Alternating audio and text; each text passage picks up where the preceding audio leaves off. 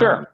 Sure, why not? Okay, so then the time is 7 o'clock, and I am going to officially open the May 13th, 2020 meeting of ANC 1A. Let's do this a little differently. Commissioner Rybarczyk, would you like to take roll? Absolutely. Commissioner Bonneau. Present. Commissioner Edmondson. Present. Commissioner Rybarczyk here. Commissioner Goldschmidt. Here. Commissioner Miller. Here. Commissioner Castagnon. Not here. Commissioner Bundy. Here. Commissioner Bass. Here. Commissioner Ray. Here. Commissioner Brown. Not present. Commissioner Love Wade. Present. And Commissioner Clock. Here. So we have quorum, 10 of 12. Thank you, Commissioner Rybarczyk. As we always start the meetings with community announcements, we will start with commissioners who have news to share. And for attendees that are on this at this meeting, if you could indicate that you have something you'd like to share, if you could raise your hand so that we could then get to you in turn, that would be helpful. Commissioners, does anyone have news? I wanted to announce, and Dom, were you able to pull that flyer up as a share? I can't tell, sorry. The Studio Acting Conservatory is offering 3 weeks of full day sessions for free to youth age 13 and 17. I'll be circulating an application for that. It does look like it will be online for 3 weeks, but these are full day sessions and they are free and they're looking to reach out to the community. So of course, anyone you know, please share that word. Thank you, Dom. Thank you, Commissioner Miller.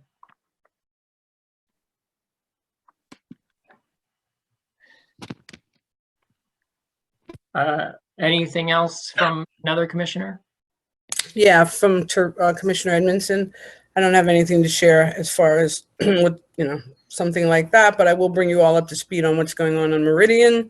I was able to meet with Commander Griffin yesterday and in the church, and we were able to get all of the out-of-state and abandoned cars towed off the lot, which was wonderful. So, because at one point there were 42 individuals in that lot with 2 grills. I mean, it was just like crazy. But so we're moving on that. We're moving. They're finally getting eyes. I mean, so things are moving. Things are moving. It's getting better. That's it. Thank you, Commissioner. Mm-hmm. Anything from any other commissioners? This is Commissioner Bundy. I would just flag that the construction at the Hebrew Home site is set to begin in a couple of weeks. They've posted in the parking lot that's on Spring and 10th that many people use to park their cars. They've posted and notified that your cars will be towed if you leave it there. So just an FYI. But I think we all were expecting this, so construction will begin soon. Yeah, it's very exciting. Yes, Commissioner Bonneau. Along those lines, the 1400 block of Parkwood Place and Perry Place, the alley is being repaved, which is a request that had been in for a couple of years. So we're really excited that it's happening, but there was inconsistent flyering and notice to residents. So I did hear some concerns around that. And there was some damage to property that's happened during the alley repaving that we're connecting with DDOT, and Cynthia, our moker, has been assisting with that, which I appreciated as well. So just that's more an FYI in terms of challenges in working with DDOT. We'll add that to the list. But it's good to hear that the alley is getting repaved. unless there are other commissioners, I see Trevorus Culpepper from PEPCO has raised his hand. So, As long as we're doing just things that are happening in our SMDs, I do also want to point out that we have a tentative lease on the old DPR headquarters. That was just sent our way a week or so ago, and it's now the plans have been submitted to the Historical Preservation Board for review, and I will circulate those along with the other information and updates. I do have them scheduled for Commissioner Ray's Committee on Zoning, Parks, and People. planning. Planning. Sorry, I couldn't figure out I knew it was not people. But people, all there, join us. I'm also, and that's for the historic preservation component, but I will be asking the organization, which is a nonprofit that serves youth of all ages, educating them in financial literacy, to also come and speak at our education committee and share what their plans are and what they sort of envision for the future, especially given the high number of students surrounding that space, and especially the high number of at-risk, high-need, vulnerable populations. So we really want to hear how they're going to be meeting the needs of those populations as well. All right, thank you. I see two community members have raised their hand. The first one is Trevorus Culpepper and then Cynthia Tercios. So I am going to let them speak in that order. Let's see if my Dom, are you able to unmute Trevorus? Hey, can everybody hear me? We can. Welcome. Oh, well, thank you very much. And thank you to all the commissioners and community members. Just wanted to come before the ANC, provide a few updates. Hope everybody's doing well during this environment.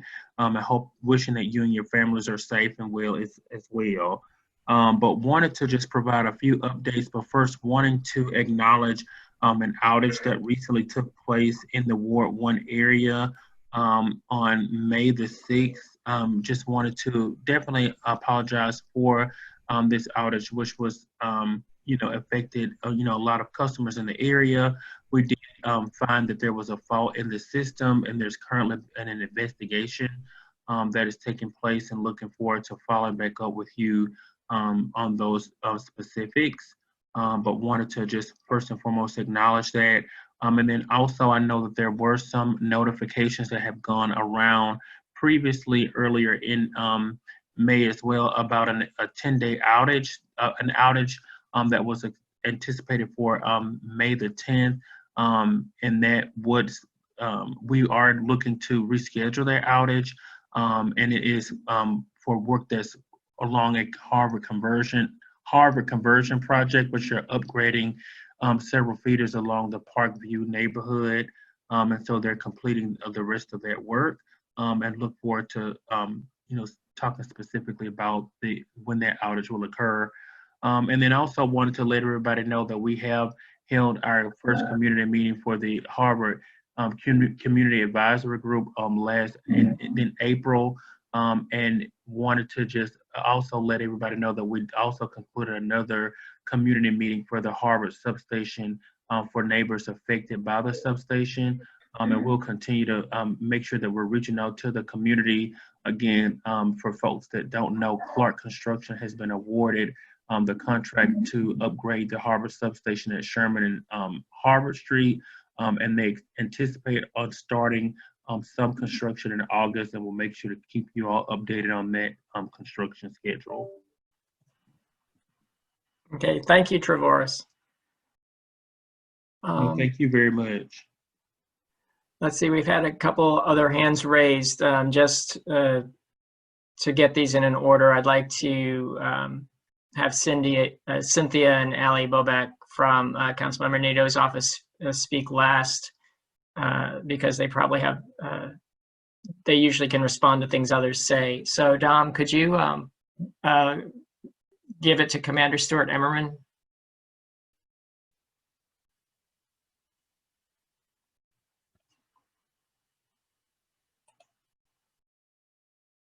Unmute. Everybody hear me now?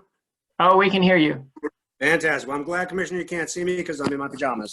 So, unless you can see me and I just don't realize that.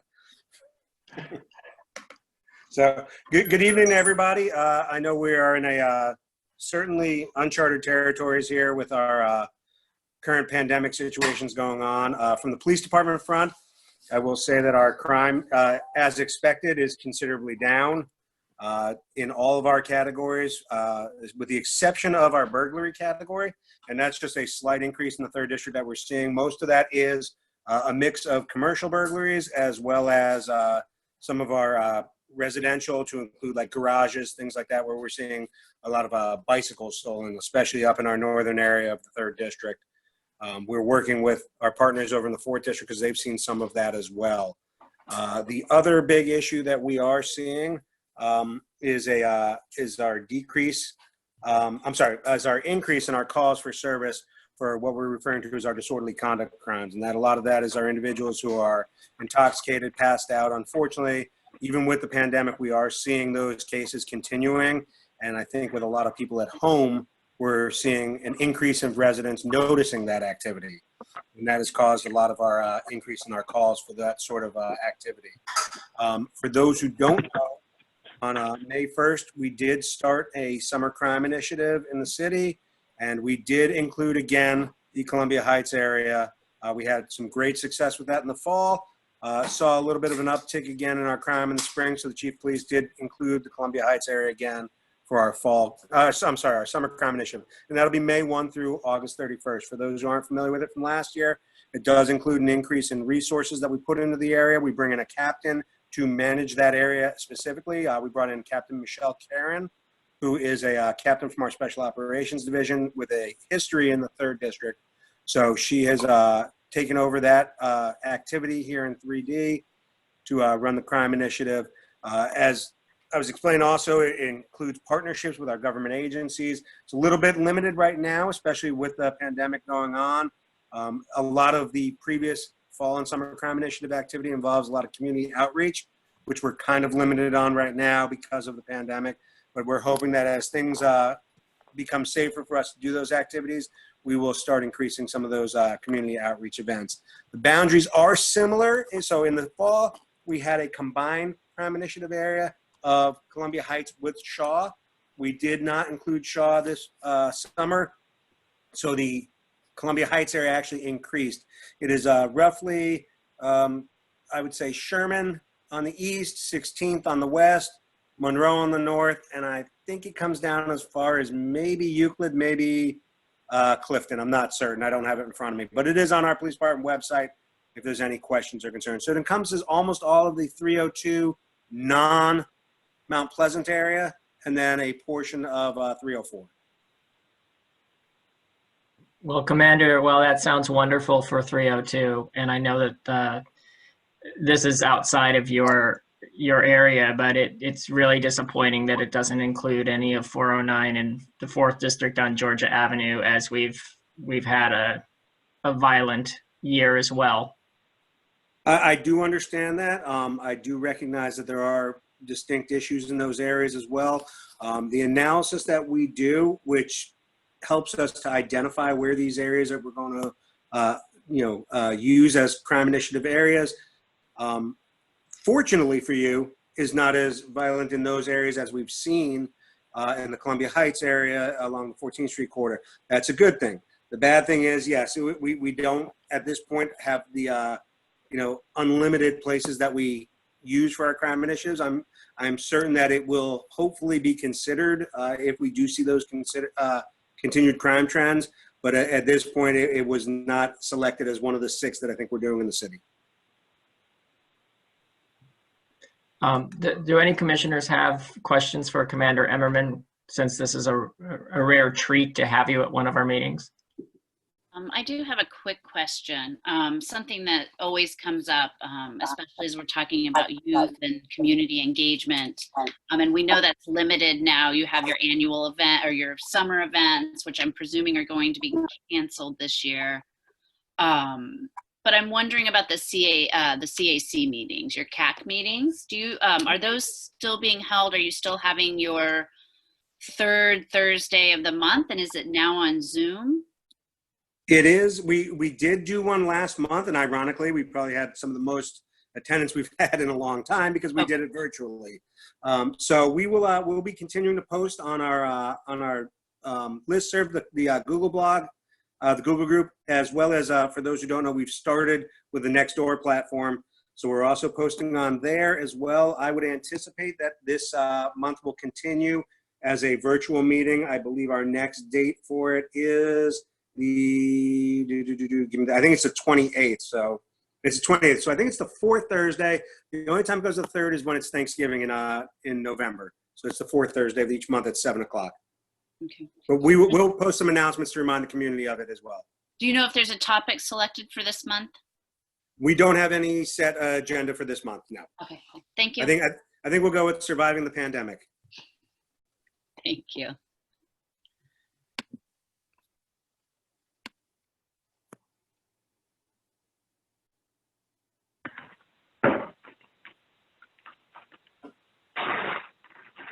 I don't think Commissioner Bass knows he's muted. Yeah, Kent, you're muted. Thank you. I try to be polite and not talk over people, so I appreciate that. Commander Emmerman, I presume that you're done with your comments, and I didn't see any other questions. So let's move on to, we'll go with Ali Bobak and then Cynthia Tercios, since they both have their hands raised, and that's the order they are on presentations. Hi, everybody. Can you hear me? This is Allie. Hi, Ali. We can hear you. Well, it's really great to see you. So my name is Allie Bobak. For everybody listening, I work in constituent services for the Ward 1 Councilmember Brianne Nadeau. I'm just going to say my email and phone number at the beginning and the end, and I'm also going to post it on the chat. So my email is abobak, ABOBAK, @dccouncil.us. And my cell phone number is 202-531-5186. So I'll say that again at the end. The council has been very busy since I saw you all last. We had the third legislative meeting since times went virtual last week. A couple highlights: the council member presented and it was passed the Foreclosure Moratorium Emergency Amendment Act of 2020. The Coronavirus Omnibus Emergency Amendment Act of 2020, which was the third emergency bill to address additional areas of need during the ongoing public health emergency, was also passed. Probably the biggest news for the community and the council is that we are going to be having budget meetings coming up. I'm also going to post the schedule in the chat.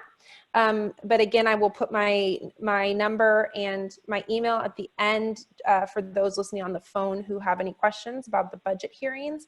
But just so everybody knows, the Committee on Human Services will be holding budget meetings. You can submit written testimony that goes to Human Services at dccouncil.us. We will have live testimony through WebEx. So we'll take up to 90 individuals, and you can also submit voicemail testimony.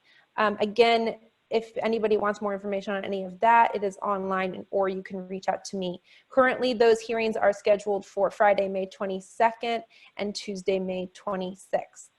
I think those are, the budget is my big one from the council, and here to answer any questions if you all need. Again, for those who are listening through the phone, my email is abobak@dccouncil.us, and my direct line is 202-531-5186.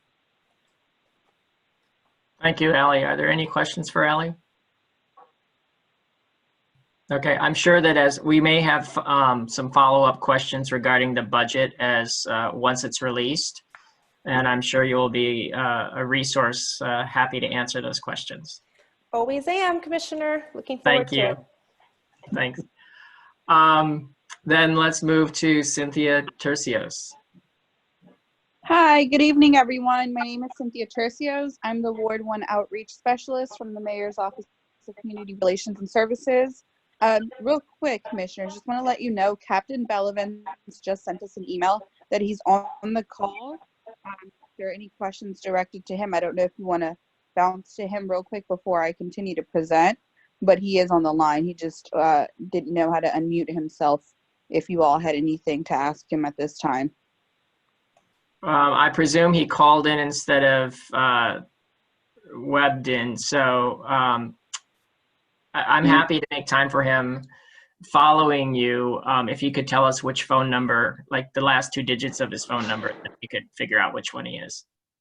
No, I'll reply to the email he just sent us to ask him that. I'm not too sure.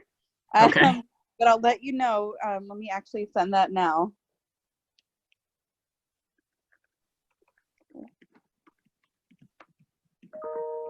Oh, his last 4 are 7447. He heard us speaking Okay. about that. Then we know who he is. Yeah. We'll bring him up following you. Yes. Thank you. I just wanted to go ahead and point that out before I started. Appreciated. Thank you. So like I said, my name is Cynthia Tercios. I'm with the Mayor's Office of Community Relations and Services. So I have quite a few updates to share. I know since the last time we met in March, physically, all of this wasn't where it is now. But I'm just happy to see most of the ANC on the call. And I just wanted to share updates as of today's press conference. So a few things have changed in regards to the mask requirements for individuals in DC. So if you're living in DC, working in DC, or visiting in DC, you should wear a face mask when engaging in essential and minimum basic operations of businesses when persons are in the presence of other people and social distancing cannot take place. So for example, if you're on a street and you cannot exercise within social distancing, you should be wearing a mask. However, I know that there are some exceptions with some exercising, so I would urge you to read the updated mayoral order for that. And if you have to travel, make sure it's essential travel and that essential social distancing can be maintained during all times. With today's update as well, a new pilot is being granted for waivers to educational and academic retail shops to do curbside and front door pickup. So no customers would be allowed inside the stores, but locally owned businesses will be able to start opening up their stores to do the curbside pickups, and applications are open as of Friday, May 15th. So I will go ahead and send you all that information to share with local businesses as well. But we do understand that smaller businesses are becoming essential, and new application processes will be open for that starting at the end of this week. Also, starting Monday, April 13th, many residents that have been homebound and continue to be homebound because of COVID-19 can request support from the district for food and other essential items by calling 1-888-349-8323, or you can go online as well to coronavirus.dc.gov to click on the link to get those services. We do understand that during this time, some people are not able to get those essential services, and we want to make sure that we connect them to whatever it is that we can assist with during this time. And as for the lot update, I know Commissioner Edmondson did mention it. I'm waiting from Derek, the outreach person from 4D at this time, to send the information. We've been in communication. He's currently still at an event in 60, but we're happy to collaborate with you on that. And thank you to Commander Griffin and Captain Bellavance for also being in communication with, sorry, I'm seeing a question from Commissioner Bonneau. This chat is funny. I'm so sorry. I can just say it for folks on the phone. Yes, as well. I think that would be helpful. Sorry, I was trying to read it and then I just realized it popped up. I can go ahead and answer. So my question for folks that are on the phone is just to learn more about the pilot that Cynthia shared with us, to understand what kind of companies or organizations would qualify in that category. For sure. So those guidelines would come out on Friday as the application becomes open, but at this time it's just generally labeled as waivers for educational and academic retail shops. So at this time it's not definitive, but bookstores may fall into that category as people may need to purchase new books or whatever it may be. But I will be sure to send that guideline as soon as I get it on Friday. And Cynthia, if you could, do you know any background of how this type of business was chosen over other businesses, especially considering it's the end of the school year? I can go ahead and get some clarification on that. I have not been given more detail on that.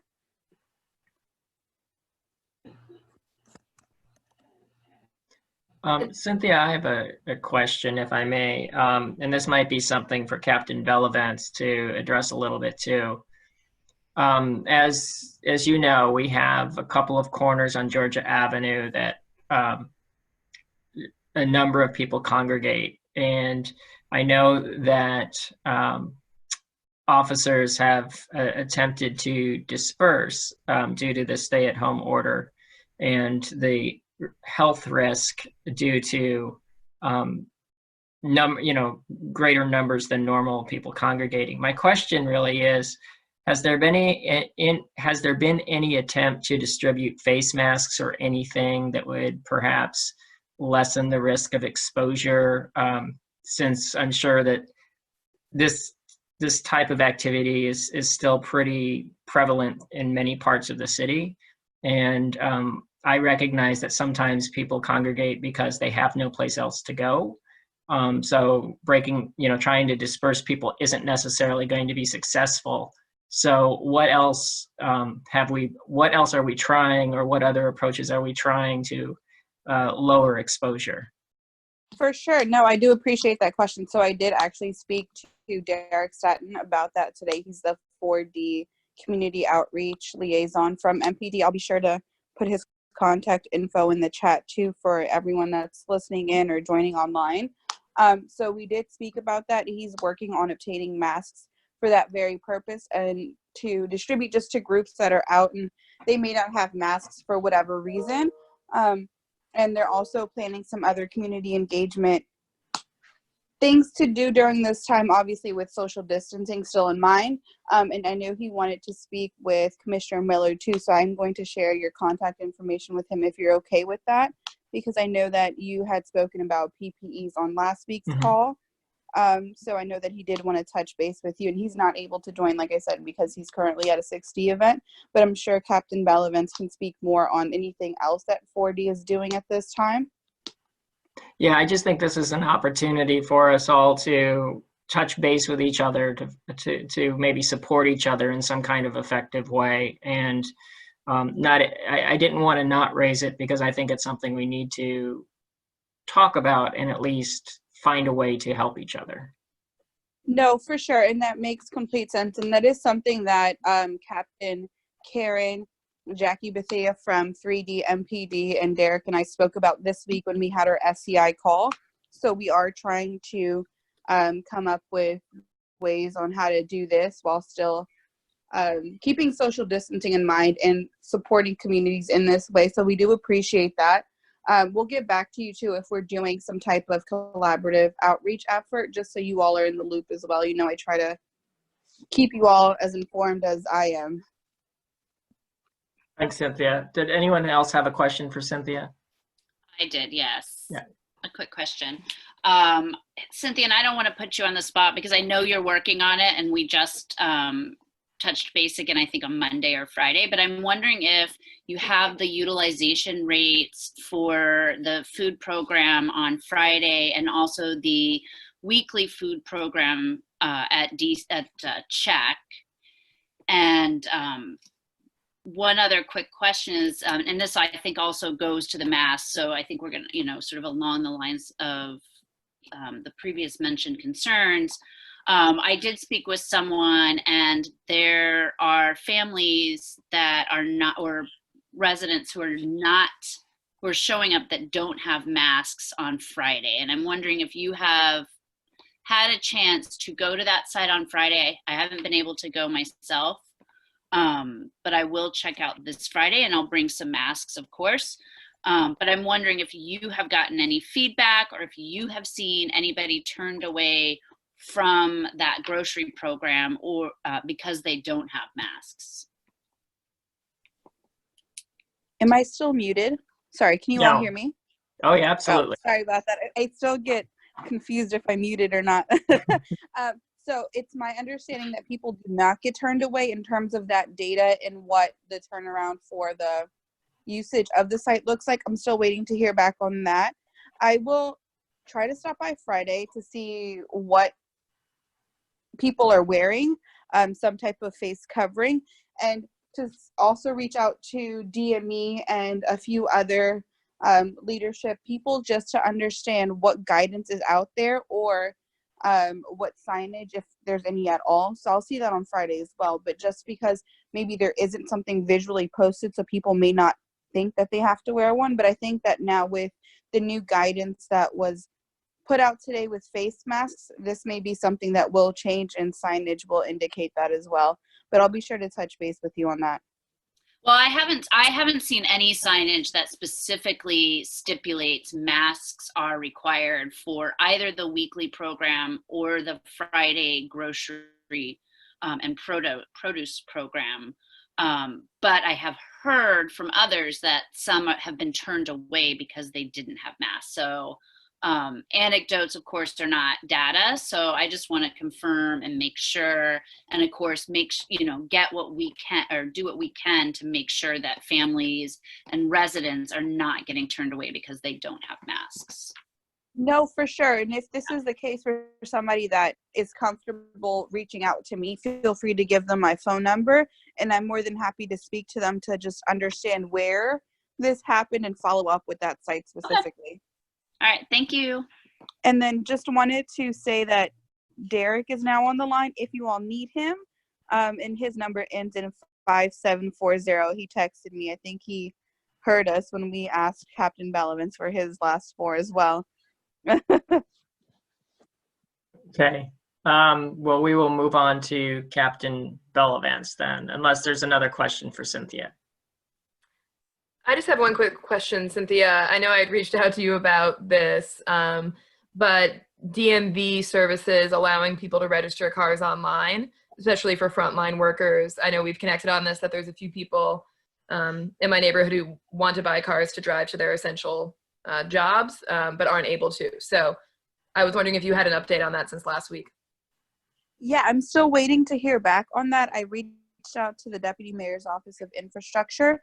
So I'll get that information to you as soon as I get that back. Okay. Okay. Thank you. I just want to go ahead and share my contact information. I'll put it in the chat as well. So feel free to reach out with any questions, concerns at Cynthia, CYNTHIA .Turcios, TURCIOS @dc.gov. And then my number is 202-553-8032. Thank you. Thank you. Thank you, Cynthia. Let's see. Captain Bellavance, are you on? Yes, sir. Thanks for fitting me in. Sorry, I wasn't sure. I'm not too tech savvy about these Zoom calls and everything. But so I'll keep it pretty short, just to give you guys a couple updates about what's been going on. The majority of emails I've been receiving are obviously from the Meridian, 14-1500 block of Meridian, and then we had quite a few from the Georgia and Otis. In reference to the Georgia and Otis, the property, the restaurant, I did see that the owner put up some fencing around the property, and since then, the emails and the people hanging out on that street corner, I believe, have significantly declined. If it's still going on and I'm not seeing it, then please let me know. But I think for the most part, there's definitely not a crowd there, at least not the size that there was before. Our main area has been in the 14-1500 block of Meridian, and we have shown some good. We've gotten some good results out of there. I'm not sure if you guys have been following the Nextdoor or the MPD Post, but on the 5th of this month, we had a gun recovery with arrest. On the 6th of this month, we had a gun recovery with an arrest. And then on the 12th, yesterday, we had a gun recovery with an arrest, all from the 1500 block of Meridian. So the officers are going in there. Our CST units are monitoring the area. They're doing some observation posts, and they're keeping an eye on it. And so far, we've had some pretty good results. And then for 409, yesterday on the 11th, we have had a gun recovery from the 600 block of Park Road. So NSID, even though we are not part of that 3D SCI area, we do have some of the resources that are overflowing into the Park Morton neighborhood. So NSID was in that area, and they did make a good gun arrest on the 11th. 2 additional guns that were recovered out of 408 were on the 20th of last month. We recovered 2 guns out of a vehicle that was occupied by 4 individuals. So those are 2 more good cases that we got. I do understand the commissioner was speaking earlier about the walkthrough of the church. From what Commander relayed to me and Lieutenant Barnes-Tutt relayed to me, the church is very willing to help MPD and the neighboring community with anything that they can. They do have an issue with some budgetary constraints because the church is not operating, so they have not been collecting money from the parishioners or anything. So they are a little bit strapped right now, but we are going back and forth on a couple of ideas as far as what we can do. And so far, they've been very willing and receptive, and MPD has been working great with them. And thank you to the commissioner who sort of spearheaded that and put the meeting together. And I do believe that we're going to have another one next week with the pastor to see if we can follow up on anything else that was said earlier. But not to take up too much time, I'll be happy to answer a couple questions if anybody has one. But that's sort of the big highlights about what we have been doing recently. Thanks, Captain. I'll be sure to follow up with some of the neighbors on Otis to see if they've also noticed the decrease in the issues that have been going on there. I don't doubt that your patrols are seeing less. I think part of the issue, as you know, is that there have also been lookouts that make sure that people scatter before the patrol comes through. So I'll double check on that. But one of the things that was really troubling me recently is that there were reports of craps as well, which I'm sad to say often leads to violence and shooting of that nature. So I'll follow up with them. But thank you for having it on your.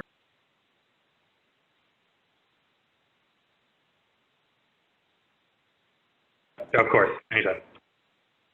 Hi, I'd like to say also to Captain Bellavance, thank you very much. It was a great meeting. It was definitely a great meeting yesterday with Commander Griffin and Lieutenant Tutti. And we did get some good ideas coming out. The first was getting those, like we said, we went out into the parking lot and got you all to ticket the vehicles and then have it towed. So that was a big deal right there because that opened up the parking lot. But yeah, it was a great meeting, and I want to thank you very much for the attention that this is getting. That's all. Of course, it's my pleasure. Thank you. Are there any other questions for Captain Bellavance while he's on the line? Seeing none. And seeing no other hands raised, I will thank you for dialing in. It's always a pleasure, Captain. And we are going to move on with the agenda.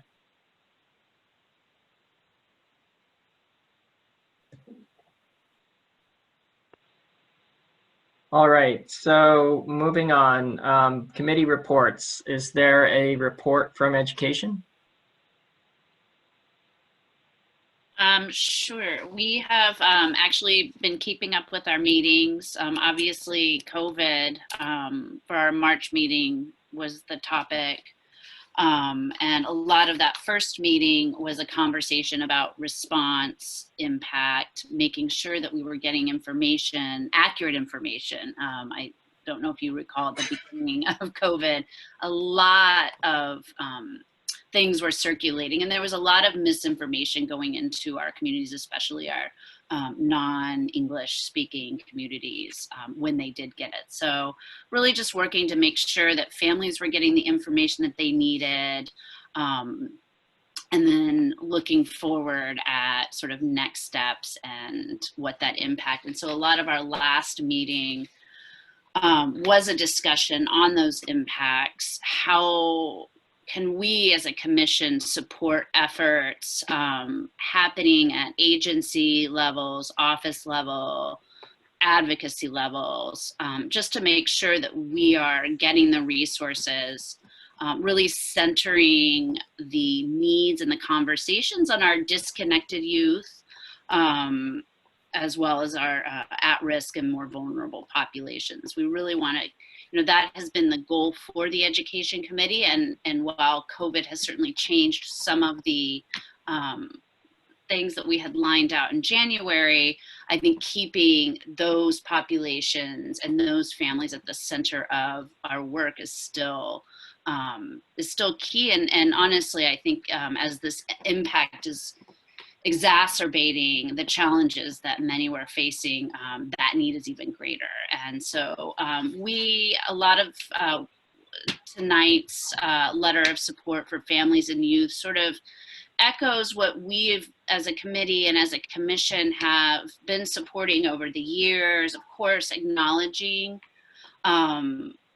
that this is really amplifying those needs, and that they need to be a priority, and that these communities also need to be a priority. But we really are waiting for that budget to come out. I know I've been mentioning it at all the meetings, but I will be asking for a special meeting for us to address FY21 budget issues. There are a lot of groups in our community that are working hard. I know we talked about excluded and undocumented workers. They're waiting for that budget to come out. So I think in order for us to best respond and support all of these sort of vast needs, I think having that additional meeting will be a big help. Thanks, Commissioner Miller. I think that's right. We've had a lot of discussions that are kind of pegged to the budget, and once a budget's released, we likely do need a special meeting to move those forward. So yeah, thank you for that. Thank you for staying on top of that. Great, and I just will flag, I don't have a definitive date, but I do just want to make aware, one of the things that was brought to my attention, budget processes, it's kind of confusing on the best of years, but I think as we're looking at a lot of impact from COVID with budget shortfalls, with additional expenses, and also with increased federal funding coming in and that being dispensed through sort of set funding streams, I've been asked to try to arrange a conversation for our community, and I do have it sounds like I might be getting the policy center, so I do want people to know that that is in the works, and that we will be working to organize a conversation just to sort of pull back the curtain a little, and really help empower our neighbors and residents to advocate for their needs as well. So that is in the works. So please, if you're interested, keep up or just either reach out to me, and I'll make sure that when that date is official, that you will be contacted, but we'll also have it on our calendar and on our website. Thank you, Commissioner Miller. Moving on to public safety. Commissioner Miller, did you have a date for your next committee meeting? I did. Thanks for asking. May 25th at 7 p.m. I know that's a holiday, but it's it'll be at 7 p.m. I hope, and it will be virtual, of course. So even if you are able to escape, I hope that you'll still be able to join us at 7 p.m. and we will be looking at the FY21 budget. Thank you. Are there any other questions for Commissioner Miller? All right, then let's move on to Public Safety Committee. Is there an update from the committee? Hi, this is Commissioner Bonneau. I'll put this in the chat as well. We have been focusing a lot of our efforts on mutual aid across the ward. And so we're going to host a special meeting on June 1st to hear from 3 different mutual aid groups. And one of those is like a hyper local neighborhood pod in my SMD.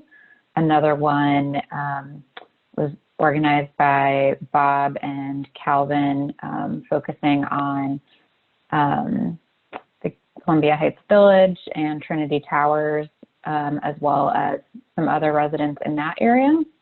And then Natasha Naper has been organizing a mutual aid effort more broadly across Ward 1. And so we're hoping to hear from all 3 groups and just identify ways neighbors can get involved, or how we can spread the word to make sure that those residents in need are being supported. So I put that information in the chat. That'll be June 1st at 7. And then we are hoping to restart our more regular Public Safety Coalition, Public Safety Joint Committee meetings, but don't have that on the calendar at this time. Happy to answer any questions. Thank you, Commissioner. Are there any questions for Commissioner Bonneau? All right, then moving on to transportation. Commissioner Rybarczyk, do you have an update? Yeah, so our next meeting, I'd love to, now that the budget has been bumped off a week, I'd love to have our next meeting on Tuesday, May 26th, following our normal schedule. We will discuss the FY21 budget proposal. Also take a look at, there's been a lot coming out, the Metro's COVID-19 reopening plan.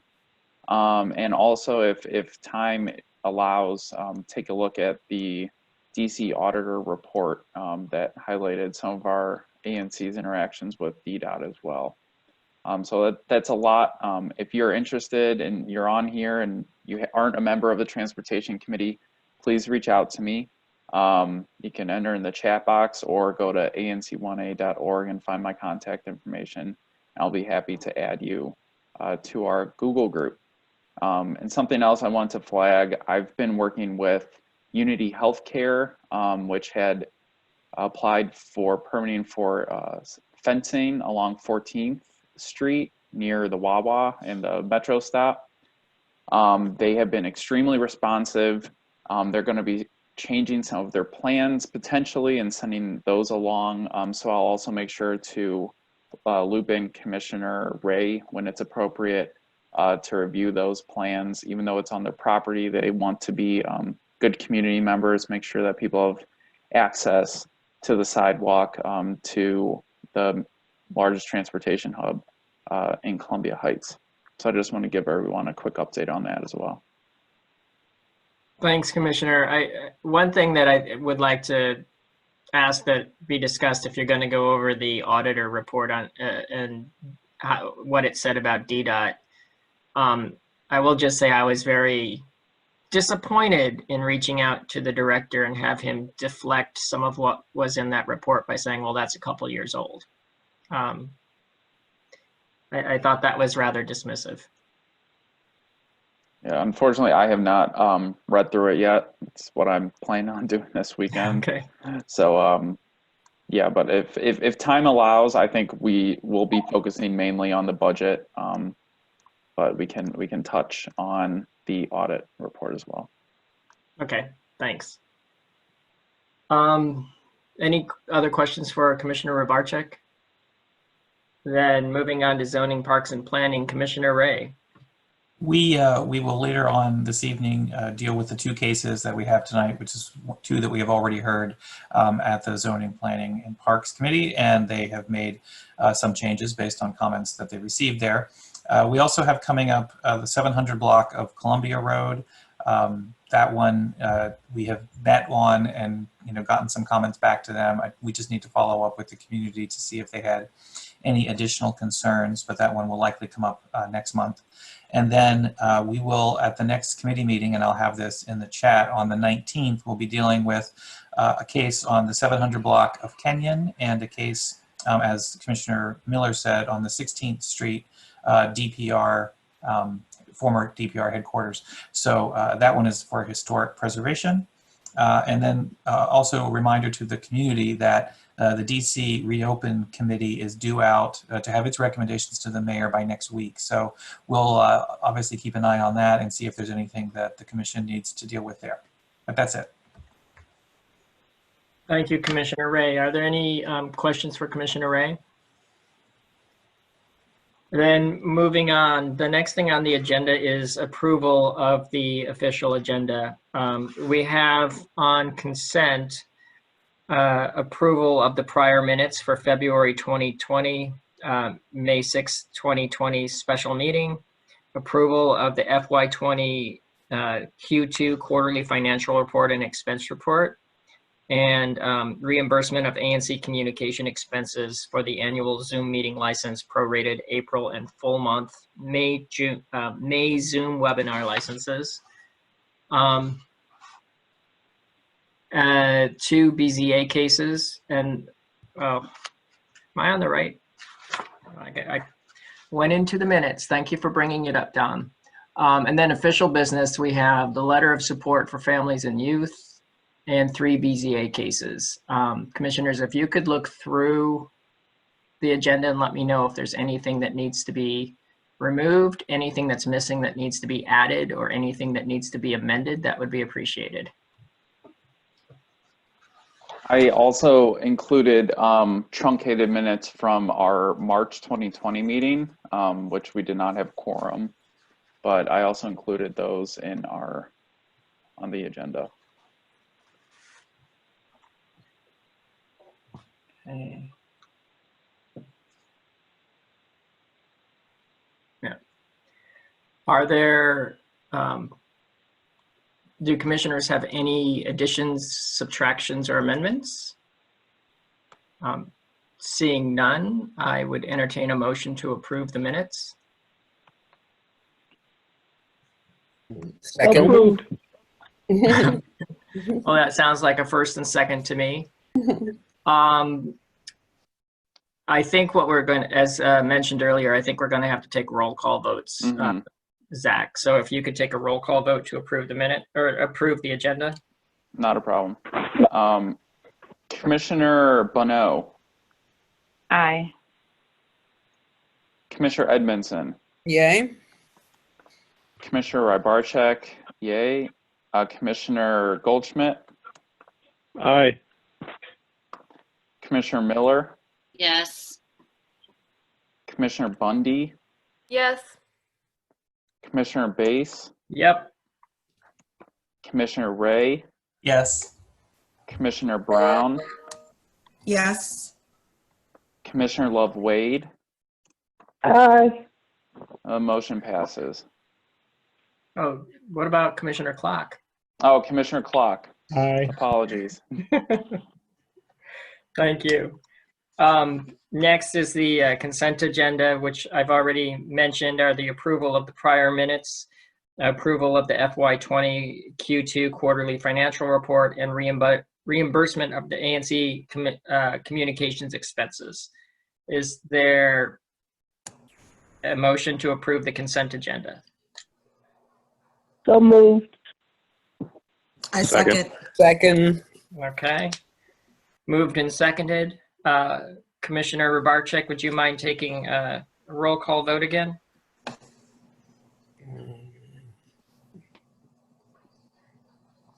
Commissioner Bonneau. Aye. Commissioner Edmondson. Oh, yay. Commissioner Rybarczyk, yay. Commissioner Goldschmidt. Aye. Commissioner Miller. Here.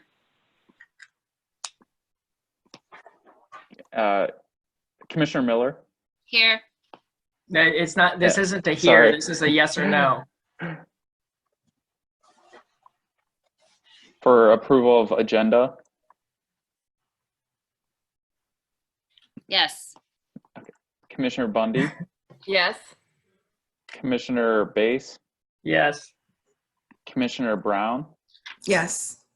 Commissioner Love Wade. Aye. And Commissioner Clock. Aye. The motion passes. Yeah, I Thank think you. you missed me. I think you missed me that time. Commissioner Ray. Sorry. Aye. Okay, the motion passes. Thank you. Okay, moving on to the first item of official business. Commissioner Miller, I believe this letter is yours. Would you like to introduce it?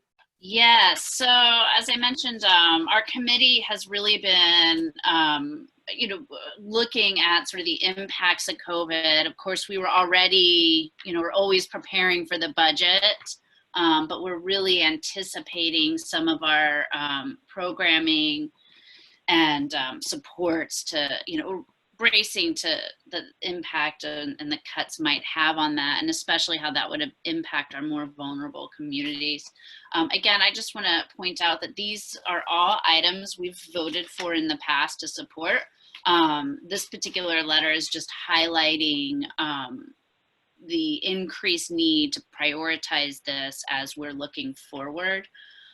It's investing in mental health supports in our schools. We know this is going to have an impact on students and families, making sure that when our students return in whatever shape or capacity that is, that they have the resources to help them through and to deal with the trauma that this is going to have. This is even more important when we have youth that don't have this family structures to help support during this time. It's going to impact, it is impacting us all.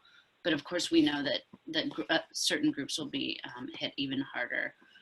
And this is making sure that we have staff that's trained. This is cross sectors. This is for kids and this is for families.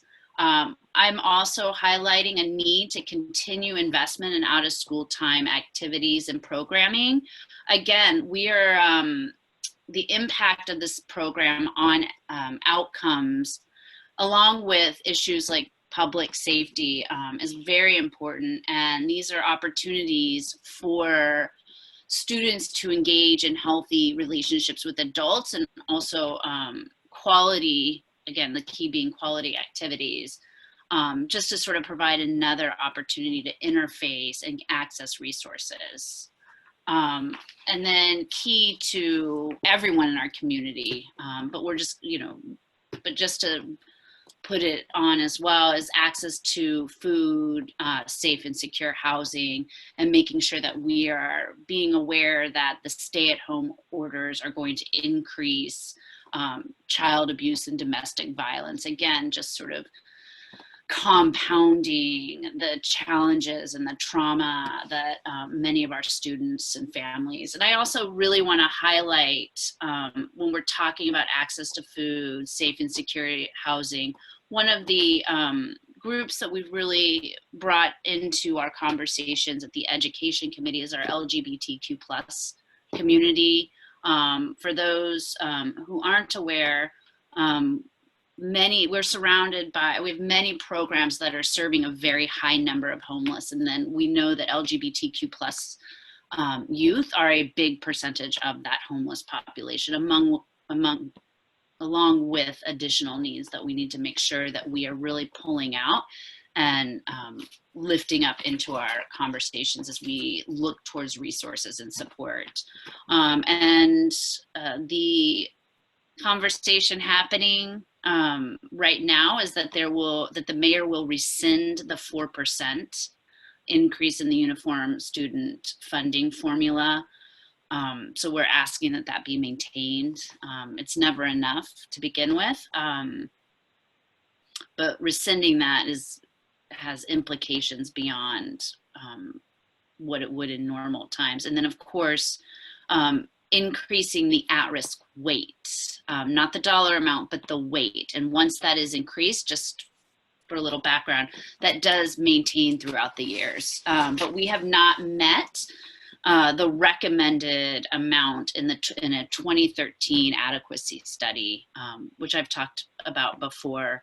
And that does need to be updated, but that's another issue another time. Thank you, Commissioner Miller. Are there any questions for Commissioner Miller on this letter? Hi, Commissioner Edmondson. I just wanted to point out that his CC'd Chancellor Farabee, his name is misspelled. That's all. Oh, is it? Thank you.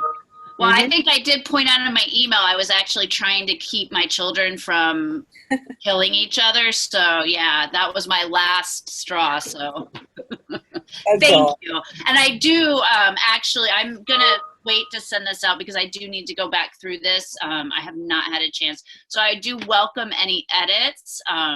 You know, as we are all struggling to work from home, I would say that I'm working with a quarter capacity, and it's resembles what comes out of my blender. So I appreciate any edits and notes. Thank you, commissioners. It's a great letter, Christine. Thank you. This is Commissioner Bonneau, and I too am wholly supportive of the topics and tone and stance of the letter. I especially appreciate that you found specific local data around child abuse statistics, as those rates have risen here in our community and are quite disturbing. My question is, and I'll play the new commissioner card, having not gone through a budget cycle yet, what would be the benefit or difference between voting on this now or waiting to see the budget and then having a more detailed or nuanced letter when we see those line items? Thank you. So thank you, Commissioner Castagnon, for getting that data. I know we had asked her for that and she had gotten it. Our committee had actually wanted to hold off on voting to wait for those specifics. I know Commissioner Castagnon wanted to go ahead and see something for this, so I said, let's go ahead and fold it in. You know, once the budget comes out, we will be going through these sort of overarching asks and breaking them into different budget sections. And you can go back through the notes. I'm happy to share those. But, you know, we're going to be looking at the Deputy Mayor of Education, which we know DPR, and the out of school time funding. We're going to be looking at the re-engagement. We're going to be looking at the funding streams for programs that are supporting our adult and non-traditional students that are going to really impact our schools. So I would say this is more of an overarching, these are really important. And yeah, I mean, we had at the meeting, like I said, we had really talked about just sending them directly in response to the budget. This is just to our council and our council members, just to recognize and acknowledge and prioritize these sort of things. And then once that does come out, we will remind them of this letter, that these are the priorities that we have identified for our youth and families, and that we and then point to areas where those budgets where the budget needs to support that. So, Well, that's a precursor, if you will. Yeah, and if I can support Commissioner Miller on this, I think there's value. I think before a budget comes out, there is some value in identifying priorities, but it would be irresponsible for us to suggest how much money should go to those, because we don't know what's in the budget and we don't know where the money is suggested to go.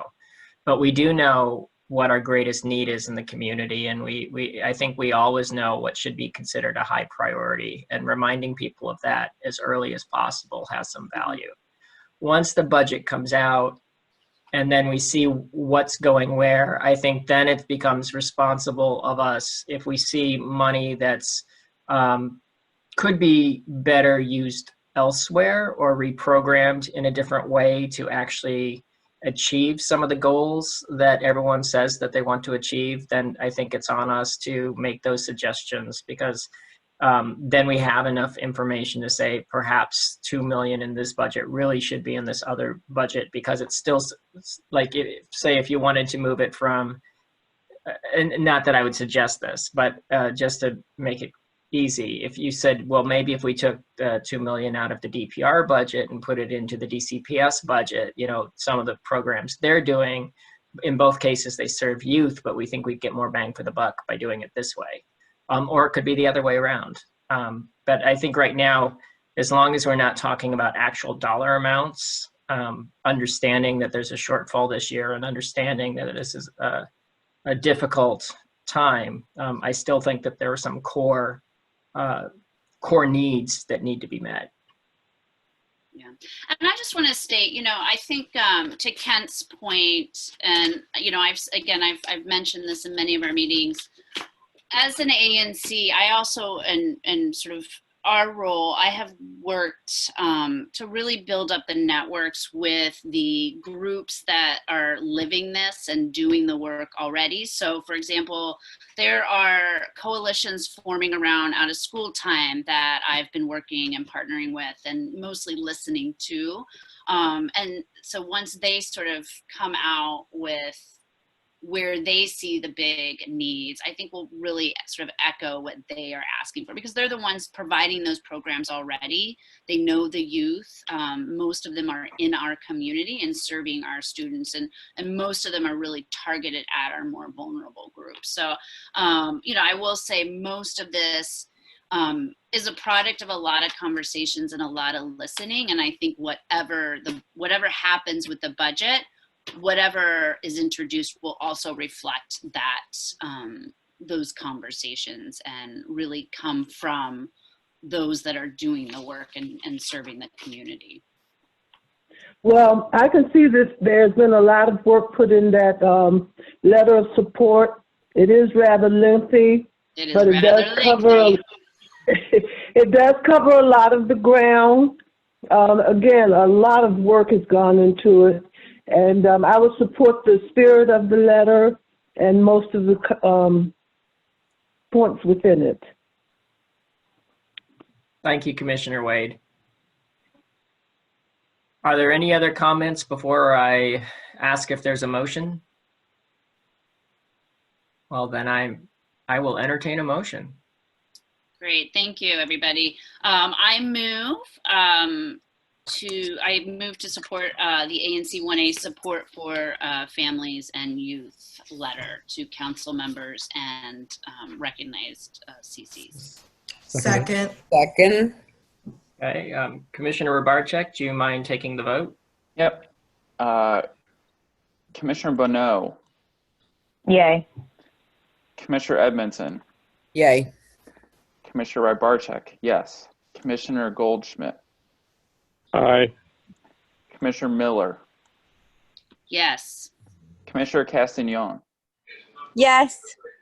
Commissioner Bundy, Yes. Commissioner Bass, Yes. Commissioner Ray, Yes. Commissioner Brown, Yes. Commissioner Love Wade, Yes. Commissioner Clock. Aye. The motion passes. Thank you, Commissioner Rybarczyk. Next item on the agenda is BZA case 20255, Mid-City Builders at 3534 13th Street Northwest. Commissioner Goldschmidt or Ray, which one of you would like to introduce it? I'll cede this to Commissioner Ray. Okay. Not a problem. Dom, if you will, I'm not able to share my screen, so why don't you go ahead and pull this up, and then we'll need to bring in Marty.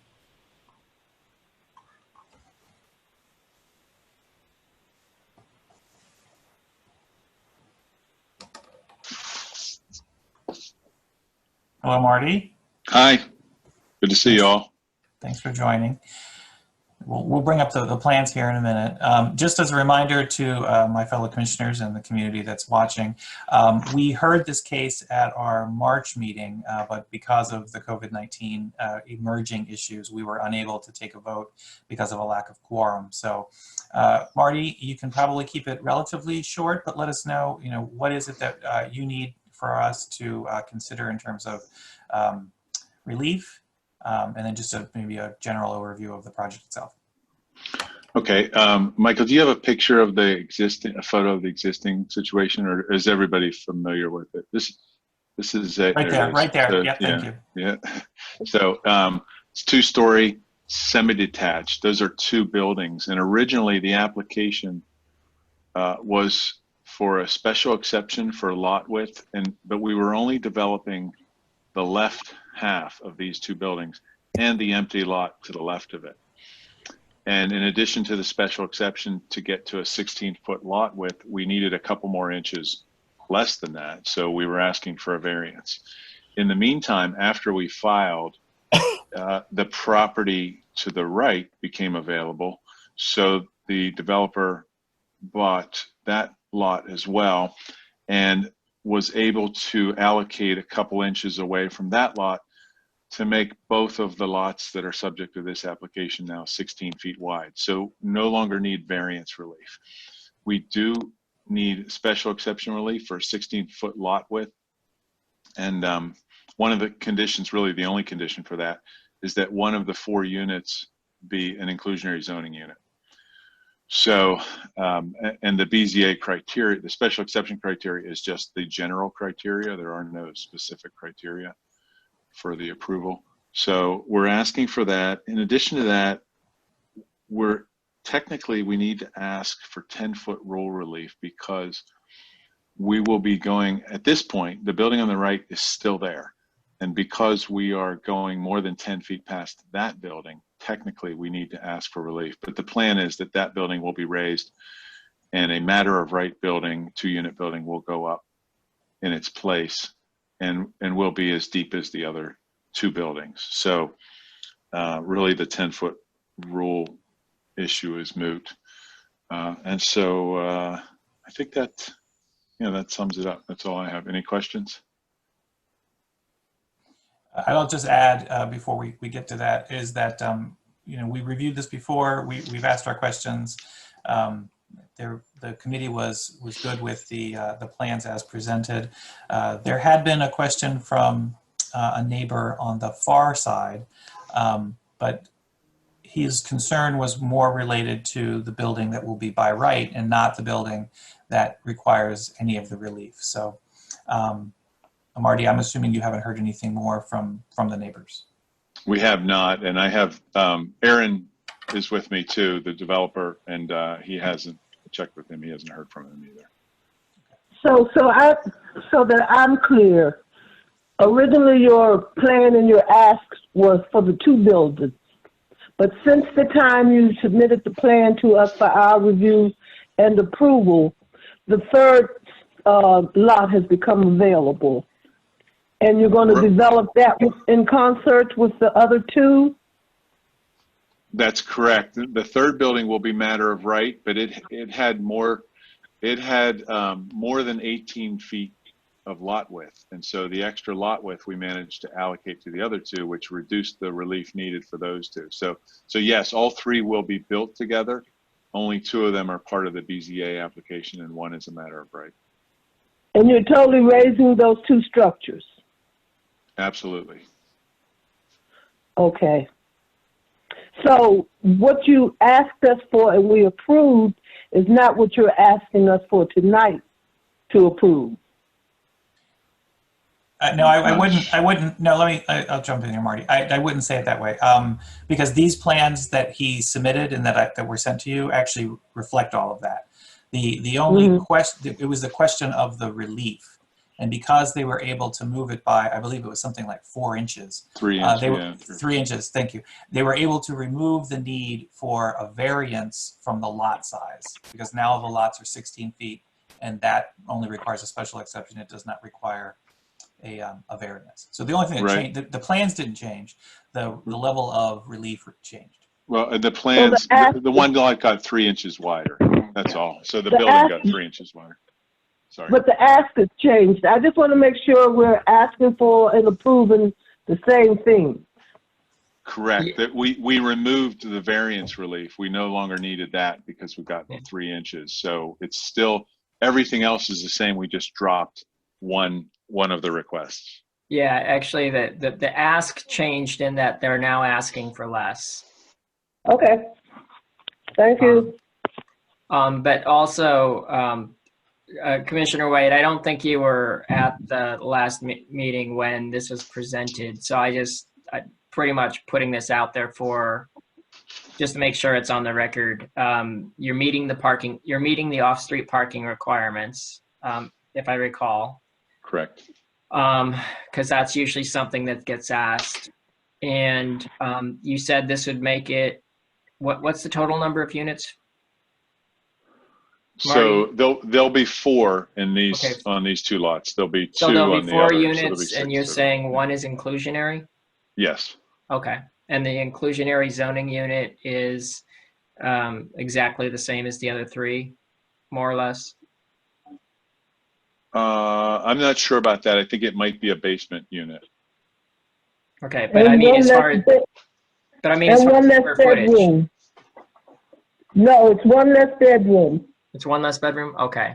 It looked like it to me, that best I could make out from it. It's a 2-bedroom, I believe. It has to be, yeah. Okay. Yeah. All right. Yeah, I see There are the 2 bedrooms. Yeah. All right.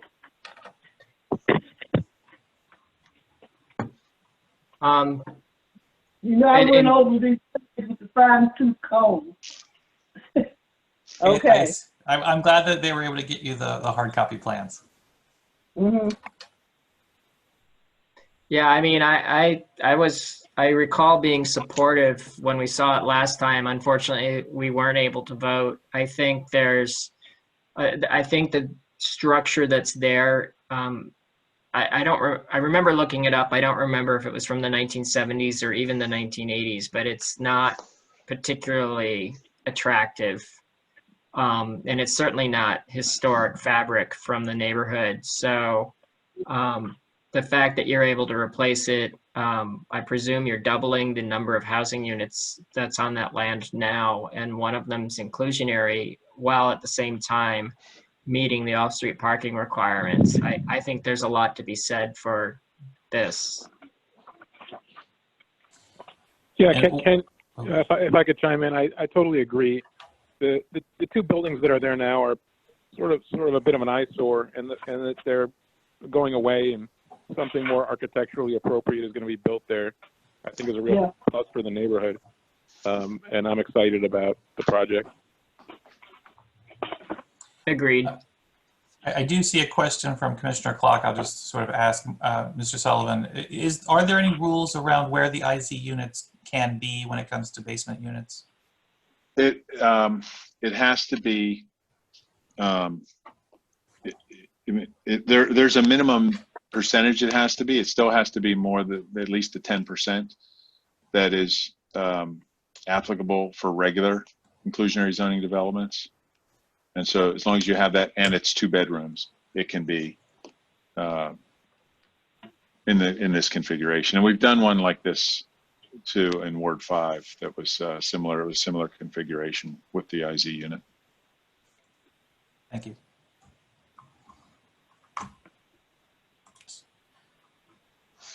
All right. Unless there are additional questions, is there a motion? I move that we approve the BZA application. Right. I'm happy to second it or third it. Okay, it's been moved, seconded, and thirded. Okay. Commissioner Rybarczyk, would you care to take the vote? Yes. Commissioner Bonneau. Aye. Commissioner Edmondson. Aye, but I hate to see that little ugly building go. Take a picture. You're the only one. Commissioner Rybarczyk, yes. Commissioner Goldschmidt. Aye.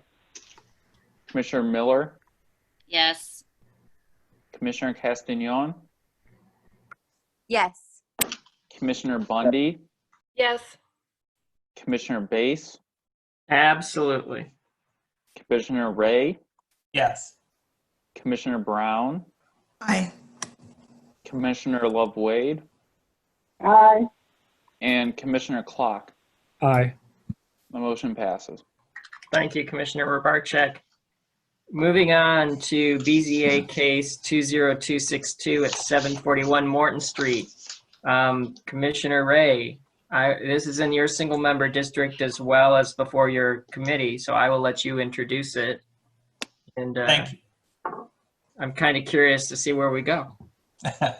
Well, thank you. And so in full disclosure to everyone on the call, I'm actually the next door neighbor to this house as well. So obviously I've taken some consideration of the case. Marty, do you need anybody else on the line while we're sort of starting this off, or are you good enough? Barrett is here, but I'm not sure if you'll have questions for him or not. Well, at least Dom will know that I see his name is there as Barrett. So if we need to bring him in, he can do that.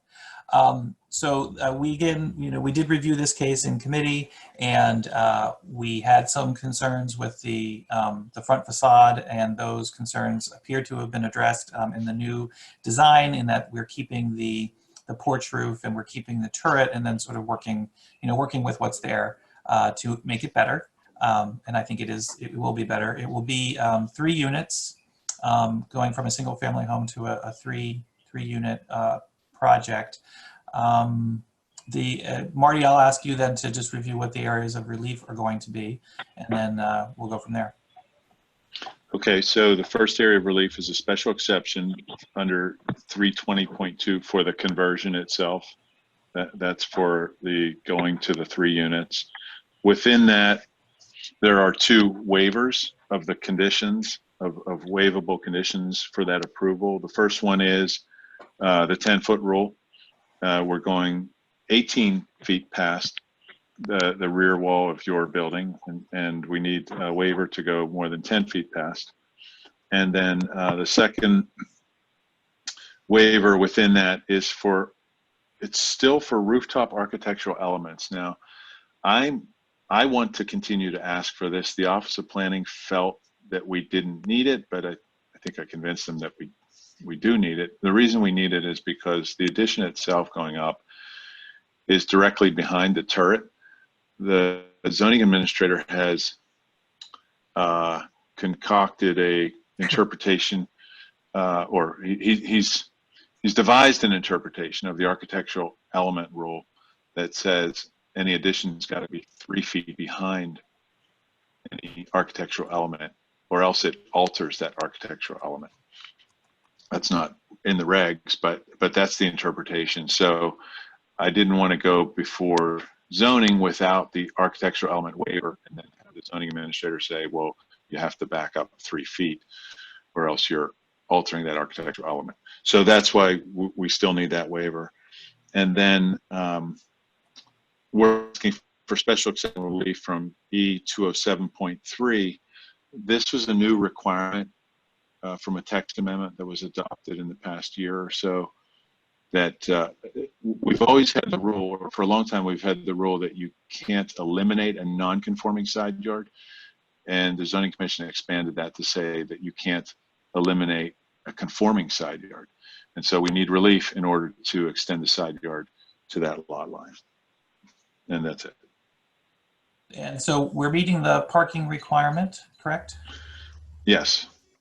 And have you had any success hearing from the neighbor to the other side? I've never met with her.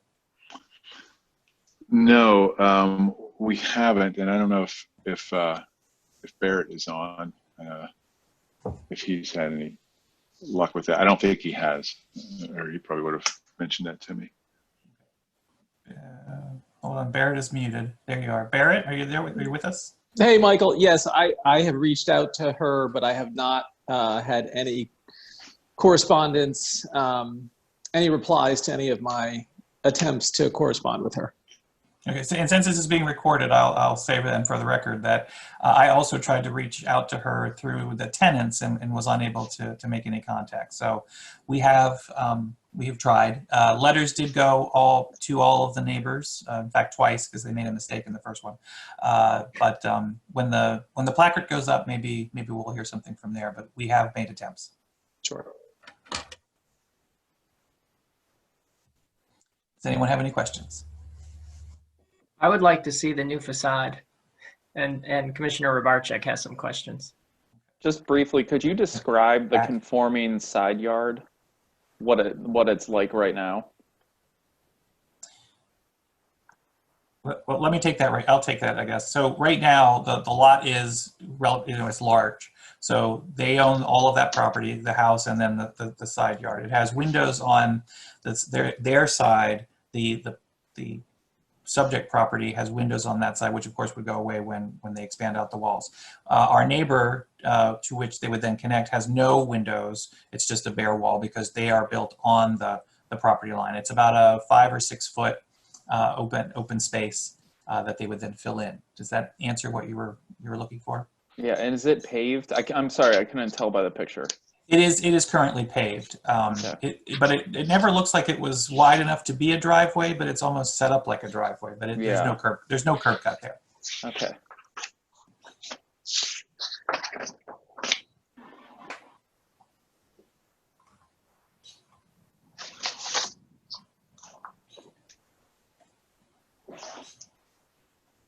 I'm trying to see a front elevation, so I remember what it looks like. It's not the front though, is it? No, that's the back. Yeah. Yeah. There. All right. So on the right.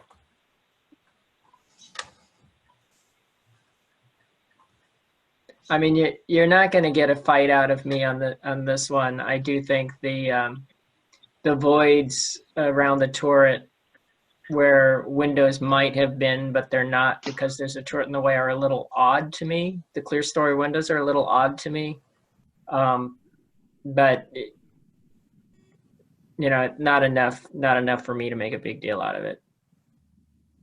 Certainly, if Commissioner Ray lives next to this and you're going to be happy going to bed, then who am I? Yeah, how's that mansard gonna look? It looks ugly now. So how's it gonna look with the floor right up, the story right up against it?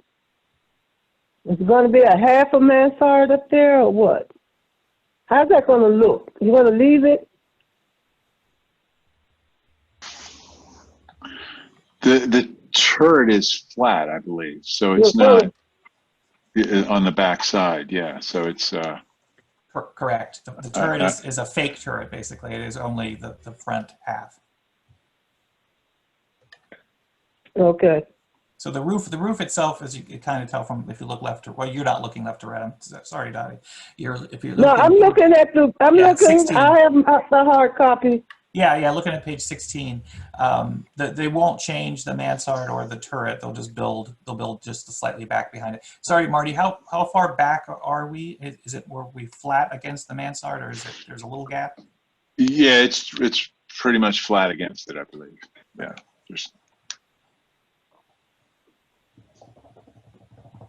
It's about the same height. It looks like it's a little taller. Couple. Yeah. Yeah, it's well, yeah. I think they ultimately, if I remember, it's 34 or 32 and a half. There it is. Oh, no, that's the wrong one. Well, Michael, it's your call. Your S&D, your neighborhood, your call. Well, you know, we talked at length in the committee meeting that we wanted to try to maintain the look and feel of the original house. I mean, they basically the original was a raise. I mean, it would have been, you know, a flat, totally different building. So this is trying to maintain some look and feel of that original house, while at the same time, you know, giving them the extra story. So you're painting the bricks. The current house is, I think, form stone on wood. Yes. So in the drawing, Marty, what's the siding going to be once the facade is redone? I presume you're not saving the form stone. I certainly wouldn't encourage it. Is it going to be wood siding or hardy board, or what's it going to be? Oh, I'll defer to hardy. Okay. You got it. Okay. Yeah, we're looking at the hardy and stucco. It looks like hardy and stucco. I will say one thing I like about this is a compliment, Marty. You can buckle your seatbelt. One of the things I like about this is that preserving the facade actually breaks up the entrance. So it looks like you have 3 different entrances for, like, it looks like 3 different private entrances. And I like that they're not all like one shared entrance, so that there is some privacy for each unit.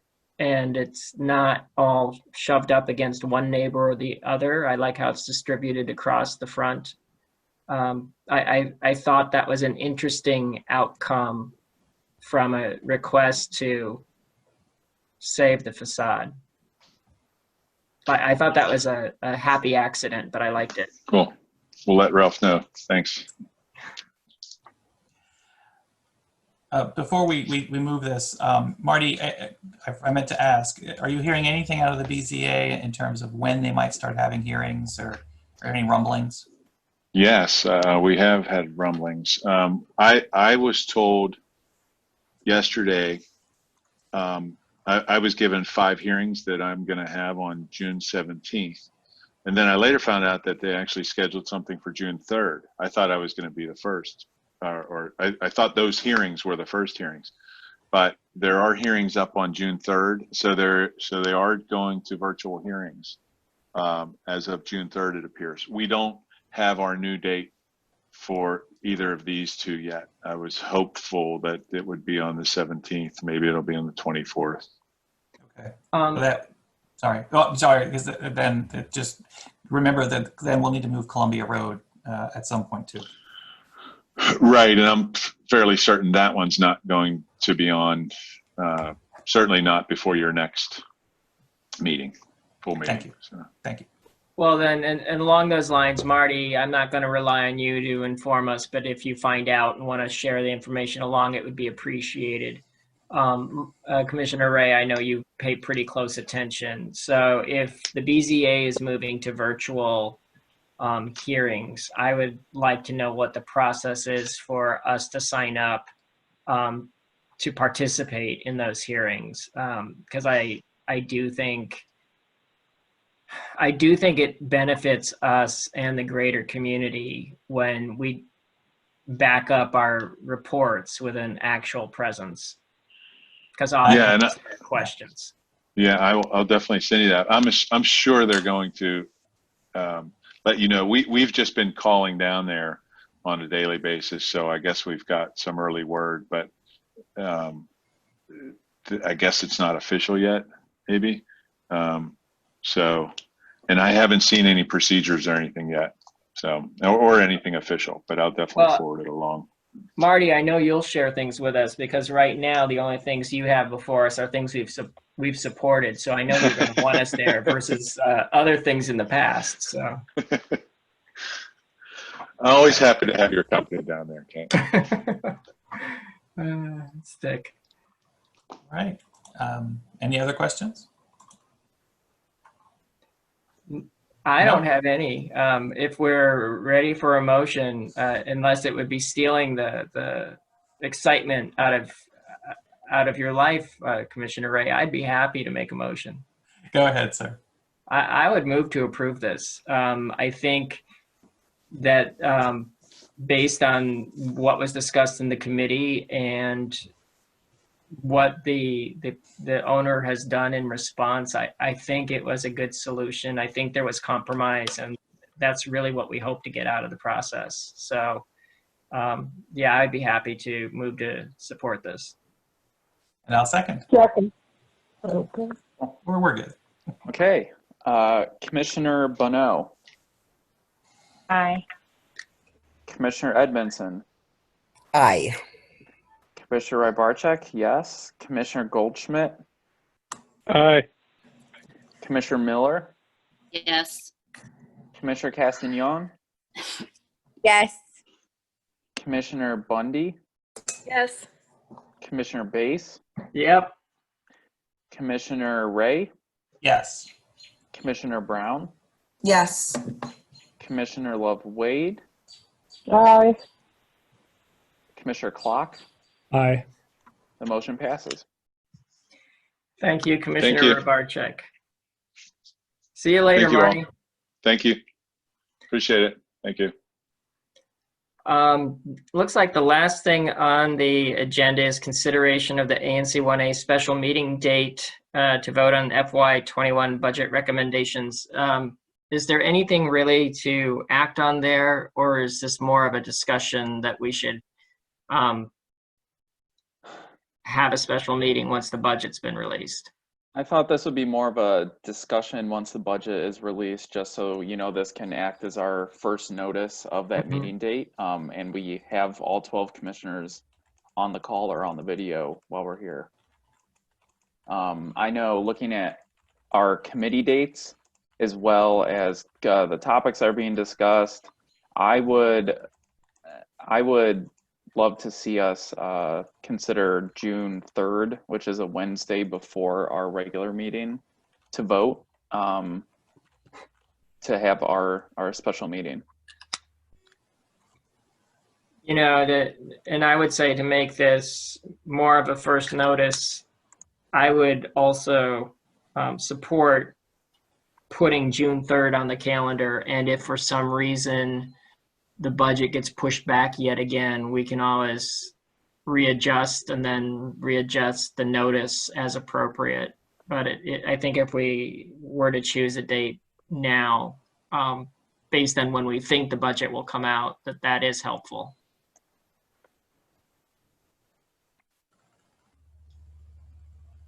Any other commissioners want to chime in?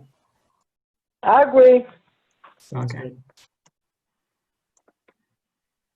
Well then let's schedule a special meeting for June 3rd, presuming that the budget is released when we think it will be released, and we will reserve that specifically for responses to the mayor, or more probably appropriately the council, based on what's in the budget numbers. Exactly, and that's just because I know the hearings start 2 days after the May 18th release, and I'm not sure, based on each committee, what their rules are for submitting written testimony, how much time we have. So I assume the sooner the better. Yeah, I have a feeling that the way they'll get around that is that they would encourage us to submit our recommendations in writing.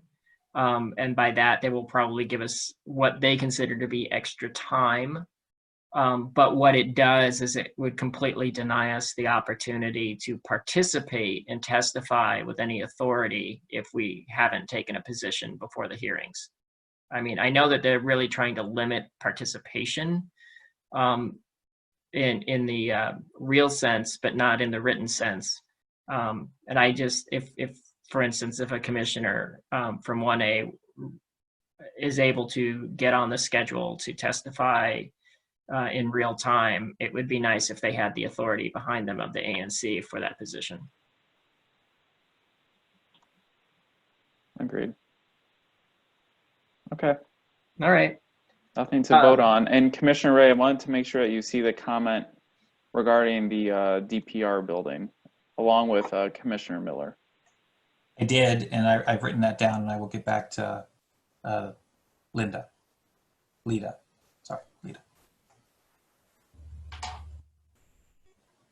Oh, yeah. I'll catch up with you as well on that, Commissioner Ray. All right, well, it looks like we're at the end of the agenda. So at very early 8:38 p.m., I am willing to move to close the meeting. Second. Moved and seconded. I think this is one of those cases where a voice vote will probably suffice. All those in favor say aye. Aye. Any opposed? Any abstentions? Okay, then the ayes have it. Thank you, everybody. You all take care. See you next time. Probably you did before. a great job. Good night. Good night. Bye-bye. Thanks, Dom. Thanks, Dom.